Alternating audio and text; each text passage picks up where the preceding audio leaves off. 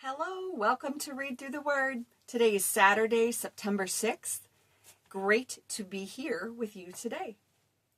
Today we are going to look at Ezekiel 47, verse 12. The name of our lesson is Healing Waters. And I love this verse. Let's read our key verse together.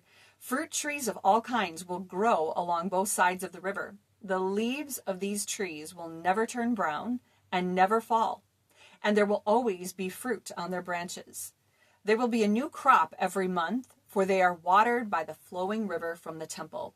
The fruit will be for food, and the leaves for healing. I got to tell you before we dive in, this idea of, the leaves never turning brown or falling, being in a very northern climate, that sounds great. It is beautiful in the fall to see the leaves turn color, and we're getting close to that. Our temperatures have been much cooler this week, in the 70s. Next week they'll even be in the 60s. And so much cooler, and I can already see signs. There's even a few trees where you can see a couple leaves starting to turn, which doesn't seem right as September is not here yet. But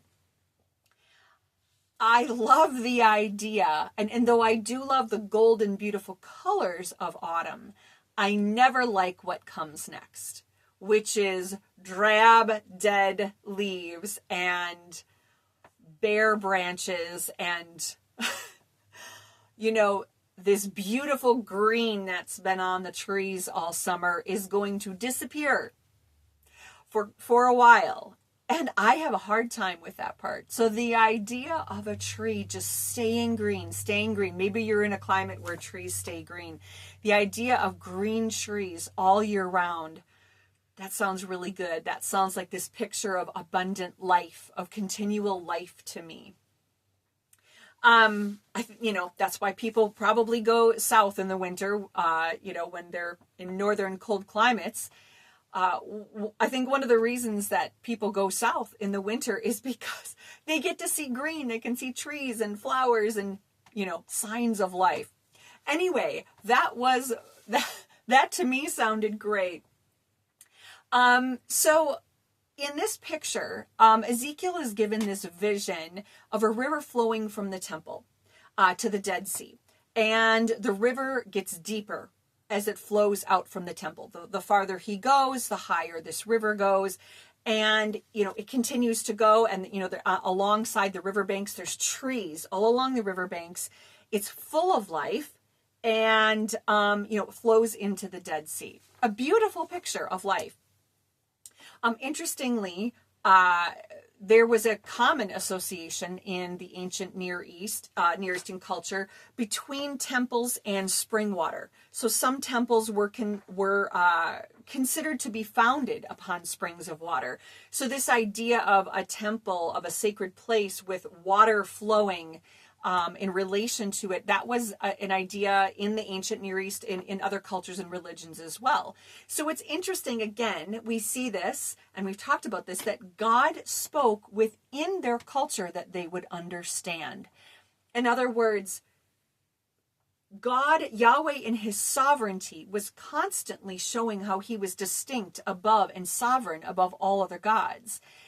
But he also did it in ways that made sense to the people that lived at that time. So this picture, when Ezekiel saw, when Ezekiel was given this vision of this, it wouldn't have been foreign, like, whoa, what's that about? What does that mean? That idea of springs of water and the sacredness of this temple above, that idea would not have been unfamiliar to him. And so God uses that idea to speak. And I just think that is, again, just the beauty of our God. So the Dead Sea, let's talk about that a minute. 1,296 feet below sea level, the lowest point on Earth. And there's no outlet. So there's this very high mineral content coming in from various sources. And so this mineral content from the water deposited there, I read that it's deposited at a rate of about 7 million tons per day. and the water evaporates. Again, it has no outlet. It just stays there. The water evaporates. It's, a hot, arid climate, leaving this mineral content behind, making it around 30% salinity compared to the ocean, which is only about 3.5% salinity. That's a huge difference. So when I was in Israel years ago, we went to the Dead Sea, and I went in the Dead Sea, and it is indeed a very strange feeling. You don't have to do anything. Once you walk in, you can literally just lift your legs up, and you're completely floating. You're always floating. It's a very weird feeling. It's also extremely salty, like the smell of it, the feel of it. It's really different than the ocean. So we know that the water flowing from the temple brought healing to every part of the process that it touched. We know, of course, that it, in this vision, it flowed into the Dead Sea, and there was living things in the sea again. It was able to live and be filled with life. But it wasn't just the Dead Sea that reaped the benefits of this flowing of this river. It talked about how there were, people would fish, and there was going to be full of life, and there are trees lining the riverbanks of this whole river.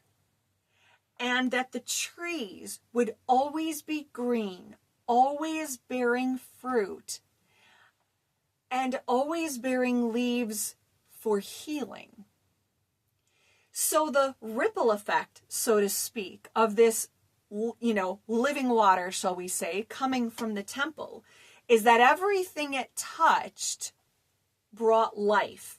Right? It brought life to the ground, which brought life to the trees, which brought life to the roots, which brought life to the leaves and the fruit. And I think that in our life, when we think of Jesus as the living water, living water brings healing to all areas of life. It's not confined to one part of our life. The healing waters of the living water of Jesus can touch every part of our life, and a ripple effect from our life to others. So if Jesus is our living water and our life is in Jesus, we should be bearing the fruit of healing.